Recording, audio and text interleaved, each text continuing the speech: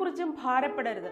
എല്ലാറ്റിലും പ്രാർത്ഥനയാലും അപേക്ഷയാലും നിങ്ങളുടെ ആവശ്യങ്ങൾ സ്തോത്രത്തോടുകൂടി ദൈവത്തോട് അറിയിക്കുകയത്രേ വേണ്ടത്.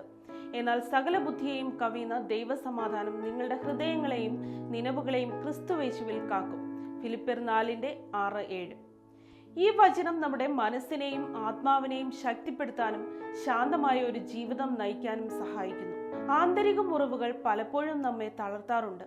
ആ സന്ദർഭങ്ങളിൽ നമുക്കൊരു താങ്ങാകാൻ ആരുമില്ലല്ലോ എന്നോർത്ത് നാം ഭാരപ്പെടാറില്ലേ?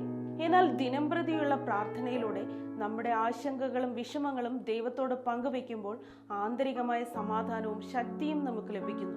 ബൈബിൾ വായിക്കുന്നത് നമ്മുടെ ജീവിതത്തിന് പ്രശ്നങ്ങളെ നേരിടാൻ ശക്തി നൽകുകയും ചെയ്യും. ദൈവം ചെയ്ത നന്മകൾക്കായി ദൈവത്തോട് നന്ദി പറയുക. ഏത് സാഹചര്യത്തിലും സമാധാനം കാക്കാൻ ശ്രമിക്കുക. ദൈവം നൽകുന്ന സമാധാനം ലോകം തരുന്ന സമാധാനത്തേക്കാൾ ശക്തമാണ്. ദൈവം നമ്മെ അനുഗ്രഹിക്കട്ടെ.